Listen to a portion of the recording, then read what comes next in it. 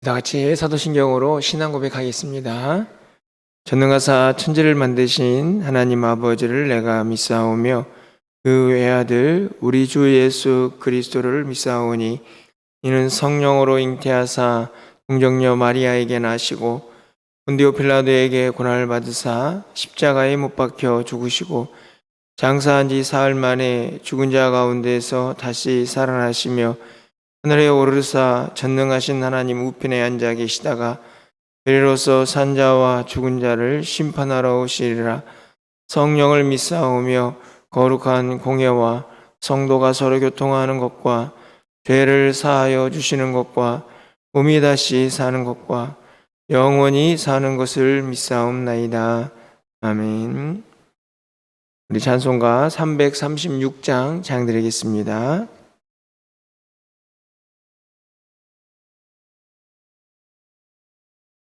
(336장입니다)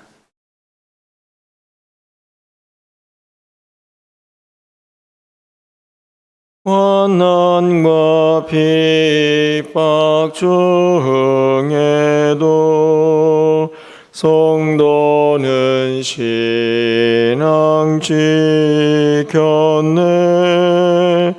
이 신앙 생각할 때에 기쁨이 충만하도다. 성도의 신앙 따라서 죽도록 충성하겠네. 옥중에 매인 성도나 양심은 자유 얻었네. 우리도 고난 받으면 죽어도 영광 되도다. 성도의 신앙 따라서 죽도록 충성하겠네. 성도의 신앙 본받아 원수도 사랑하겠네. 인자한 언어 행실로 이 신앙 전파하리라. 성도의 신앙 따라서 죽도록 충성하겠네.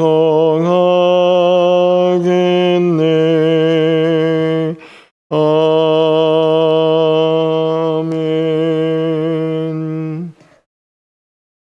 하나님 말씀은 사도행전 7장 54절에서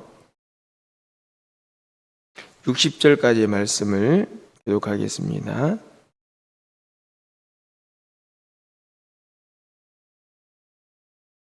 사도행전 7장 54절에서 60절까지 말씀을 한 절씩 교독하고 마지막 절은 함께 읽겠습니다. 그들이 이 말을 듣고 마음에 찔려 그를 향하여 이를 갈거늘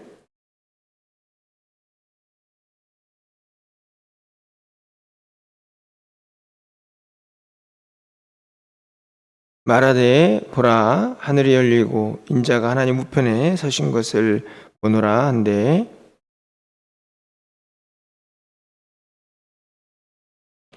성 밖으로 내치고 돌로 칠세 증인들이 옷을 벗어 사울이라 하는 청년의 발 앞에 두니라.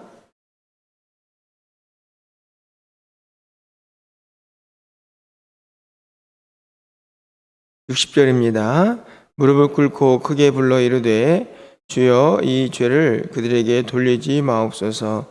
이 말을 하고 자니라. 아멘.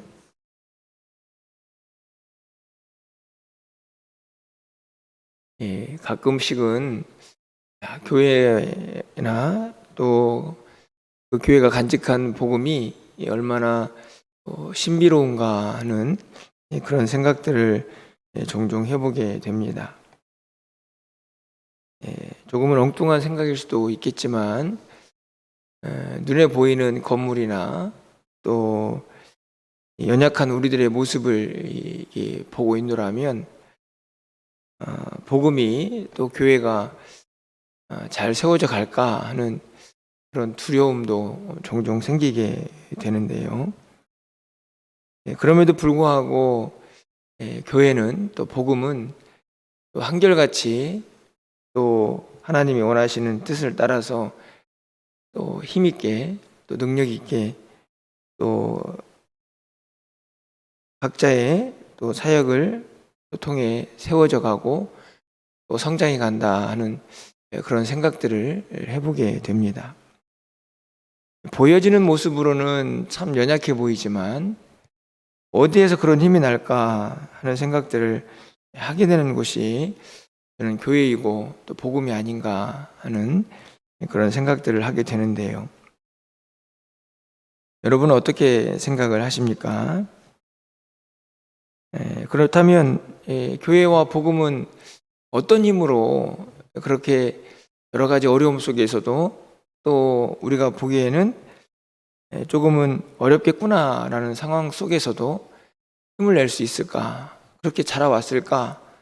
하는 생각들을 해보게 되는데 결국에는 그 답은 십자가에 있다 하는 생각이 듭니다. 무슨 말이냐면 결국에는 많은 믿음의 선조들의 희생과 섬김이 교회를 있게 하고 복음을 성장하게 하는 힘이었다 하는 것입니다. 겉으로 보기에는 연약해 보이지만 그 안에서 또 누군가의 눈물과 희생과 섬김을 통해서 교회는 세워져 가고 복음은 확장되어 간다 하는 것이죠. 바로 예수님의 십자가가 그 복음을 있게 하고 또 그 복음의 능력으로 초대교회에서 교회를 세워갔던 그 모습들이 바로 증거라고 생각이 듭니다. 우리는 어제까지 이 스데반이라는 한 사람의 설교를 또 복음에 대한 변증을 듣게 되었는데요. 그의 모습 속에서도 또 교회의 성장의 한 단면을 보게 됩니다. 오늘 우리가 알고 있는 너무나 잘 아는 내용들이 본문에 기록이 되어 있습니다.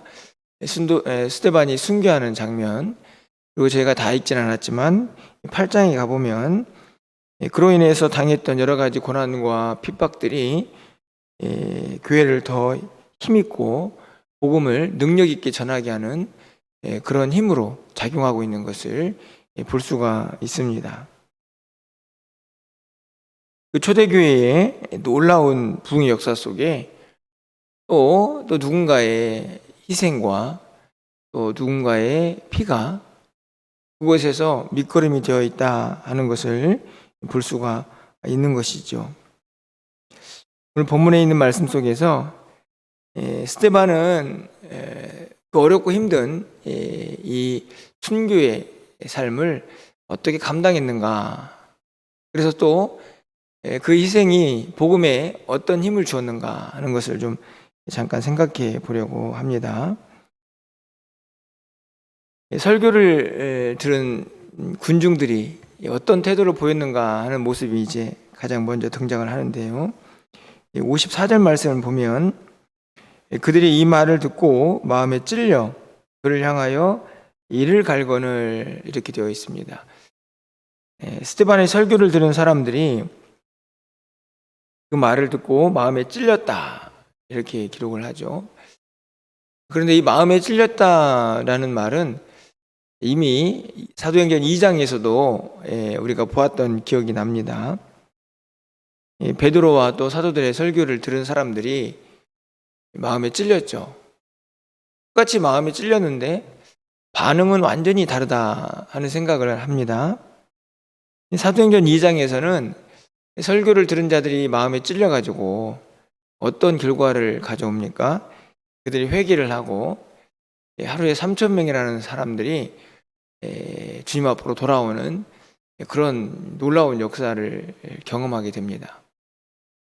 그런데 오늘도 분명히 설교를 들은 사람들이 마음에 찔렸는데 이들의 반응은 너무나 그들과 상반된다 하는 생각이 들죠. 오늘 54절의 하반절에 보면 그를 향해서 이를 갈았다. 똑같이 마음이 찔렸지만 회개가 아니고 증오와 또 이 스데반을 향해서 그에 대한 불만과 분노가 표출되는 그런 모습을 보게 됩니다. 그래서 어떻게 행동을 합니까? 그 분노를 감당하지 못해서 57절에 보니까 그들이 큰 소리를 지르며 귀를 막고 일제히 그에게 달려듭니다. 사실은 문장으로 읽어서 그렇지 그런 상황을 직면하고 있다면 얼마나 공포스러웠을까 그런 생각이 듭니다. 분노를 가지고 있는 사람들이 일제히 누군가를 향해서 달려오죠. 그리고 58절에 보니까 성 밖으로 내치고 돌로 칠세 증인들이 옷을 벗어 사울이라는 청년의 발 앞에 둔다 이렇게 되어 있습니다. 성 밖으로 내치고 돌로 치는 무시무시한 광경이 기록이 되어 있죠. 분노한 이를 갈던 군중들이 스데반을 향해서 달려오고 그리고 그 분노도 참지 못해서 결국은 돌을 들어서 스데반에게 던지는 그런 모습이 기록이 되어 있습니다. 그런 생각을 좀 해봅니다. 내가 만약에 이 스데반의 자리에 있었다면 어떤 반응을 보였을까? 얼마나 두려웠을까? 잘 이겨낼 수 있었을까? 뭐 이런 복잡한 생각들을 좀 해보게 되는데요. 여러분은 어떠십니까? 여러분이 만약에 이 스데반의 자리에 있었다면 어떤 반응을 보이시겠습니까? 우리의 생각과는 뭐 상관없이 스데반은 아주 분명한 반응을 보이고 있는 것을 봅니다. 59절과 60절에 있는 말씀을 보면 그들이 돌로 스데반을 치려고 하는 신용이 아니고 정말 돌을 던졌다 하는 것을 볼 수 있습니다. 스데반이 부르짖어 이르되 주 예수여 내 영혼을 받으시옵소서. 뭐 여기까지는 우리가 그래 이제 스데반이 죽음을 준비하는구나 이런 생각이 들 수 있지만 60절에 있는 이 기도를 한번 보십시오. 무릎을 꿇고 크게 불러 이르되 주여 이 죄를 그들에게 돌리지 마옵소서. 이 말을 하고 자니라 이렇게 기록이 되어 있죠. 그러니까 분노하는 군중들을 향해서 그 분노를 표출하고 똑같이 반응하는 스데반이 아니고 오히려 그 분노를 자신의 마음속에 다 끌어안고 끝까지 그들을 용서하면서 최후를 맞이하는 그런 모습을 보게 됩니다. 그 이후에 나타난 복음은 많은 사람들의 박해가 있었지만 결국에는 두루 퍼지는 그런 놀라운 확장력을 보여주는데 저는 오늘 본문에서 스데반이 순교했다. 물론 너무나 중요하고 당연한 본문인데 그 순교가 아니고 단순한 순교가 아니고 그 안에는 희생뿐만이 아니라 용서도 포함되어 있는 것을 볼 수 있습니다. 단순히 복음을 위해서 죽는 것으로 끝나는 것이 아니라 자신을 향해 던졌던 돌, 그것은 불만과 불평과 분노의 돌이었는데 그것을 사랑으로 용서로 보듬어 안고 있는 것이죠. 단순한 죽음이 아니고 용서가 함께하는, 사랑이 함께하는 그런 복음의 능력을 유감없이 보여주고 있는 스데반을 보게 됩니다. 그냥 돌에 맞아 죽었다. 야, 복음을 위해서 죽었구나. 이 정도가 스데반에 대한 평가가 아니고, 마치 예수님의 십자가처럼 예수님께서 십자가상에서 돌아가실 때에 똑같은 기도를 하셨죠. 저들의 죄를 용서하여 주십시오. 그 복음의 능력이, 그 사랑과 그 용서의 십자가가 오늘 스데반에게서 그대로 보여지고 있다 하는 것을 우리가 알 수 있습니다. 얼마나 위대한 신앙인가 하는 것을 보게 되죠. 왜냐하면 결코 쉽지 않은 일이기 때문에 그렇습니다. 사실 우리도 마찬가지 아닙니까? 조금만 우리의 이익이 침해를 당하거나, 때로는 조금만 나에 대한 오해가 누군가에게서 들려오면 돌멩이가 아니라 그냥 말 몇 마디에도 우리는 우리의 감정이 잘 추스려지지가 않습니다. 통제가 안 되죠. 그것은 여러분의 이야기가 아니고 저의 모습이기도 합니다.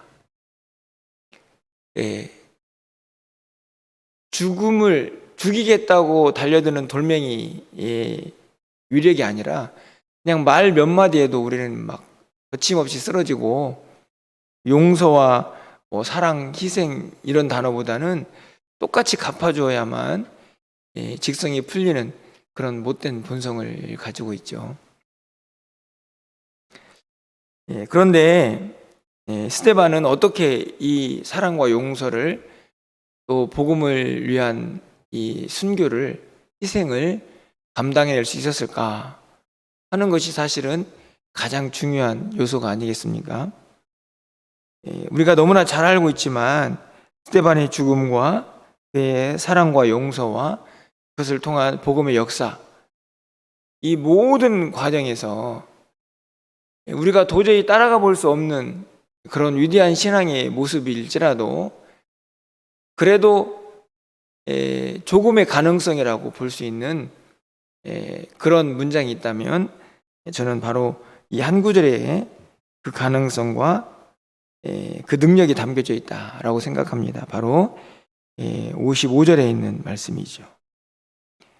제가 자주 인용하는 말씀이기도 하지만 우리 55절을 좀 함께 읽어보면 우리가 그 답을 찾을 수 있지 않을까 생각합니다. 함께 읽어보겠습니다. 스데반이 성령 충만하여 하늘을 우러러 주목하여 하나님의 영광과 및 예수께서 하나님 우편에 서신 것을 보고, 저는 오늘 55절에서 가장 중요한 것은 뭘 보느냐, 우리가 어디를 보고 있느냐의 문제라는 생각이 듭니다. 스데반은 그를 향해서 이를 갈고 분노하는 군중들을 본 것이 아니죠. 그들을 보았다면 스데반도 분명히 무너지지 않았을까요? 사람이니까. 그런데 그의 눈에는 분노한 군중이 아니고 하늘을 우러러서 하나님과 그분의 영광과, 그리고 스데반을 기다리고 그를 격려하고 중보하시는 예수님을 보고 있습니다. 결국 무엇을 보느냐, 거기에서 답을 찾고 있다고 생각이 듭니다. 우리도 마찬가지죠. 우리 앞에 놓여져 있는 현실을 보면 우리는 분명히 무너질 것입니다. 하지만 그 현실이 아니라 하늘을 우러러 볼 수 있다면, 그 현실 너머에 있는 하나님의 영광과 은혜, 그 사랑을 우리가 확인할 수만 있다면 우리도 부족하지만 우리에게 닥쳐온 이런저런 고난들을 능히 이길 수 있지 않을까 하는 생각을 갖게 되는 것이죠.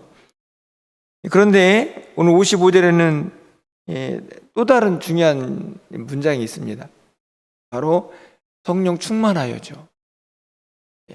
쉽게 말하면 이 군중들을 보지 않고 하늘을 보는 힘이 어디에 있는가? 결국 성령 충만해야 한다. 이렇게 답을 지을 수가 있는 것입니다. 결국은 초대교회가 강력하게 힘을 가지고 성장할 수 있었던 그 은혜가, 그 비결이, 그 방법이 어디 있었습니까? 바로 성령 충만함이었죠. 또 말씀 충만함이었습니다. 그러니까 스데반도 그 모습을 그대로 가지고 있는 거죠. 성령 충만한 스데반이 몰려드는 분노한 군중들을 보지 않고 하늘을 바라볼 수 있는 힘이 있었다는 것입니다. 그렇다면 답은 아주 분명해지죠. 우리도 연약한 인간입니다. 또 우리도 우리 앞에는 크고 작은 문제들이 항상 존재합니다. 우리는 그래도 예수를 믿고 있어서 잘 이겨내고 싶습니다. 우리도 하늘을 보고 싶습니다. 우리 앞에 놓여져 있는 현실이 아니라 우리를 바라보시고 우리와 함께 하시는 그 하나님을, 그 하늘의 하나님을 바라보고 싶습니다. 그런데 잘 되질 않습니다. 그렇다면 우리는 무엇을 해야 할까? 오늘 답을 본문이 보여주고 있는 거죠. 성령 충만해야 한다. 성령 충만해야 한다. 제가 아마 사도행전을 시작한 이후로부터 계속 반복하고 있는 말씀이라고 생각이 듭니다. 성령 충만해야 합니다. 그래야만 사랑도 할 수 있고 말도 안 되는 상황에서도 용서가 가능해지고 그리고 힘들고 어렵지만 희생도 그리고 이 무서운 군중들의 거친 돌멩이도 감당해낼 수가 있는 것이죠. 여러분 오늘 또 한 번 여러분에게 부탁을 드립니다. 저도 마찬가지입니다. 오늘도 성령 충만한 하루가 되시기를 간절히 소망합니다. 기도하시면 됩니다.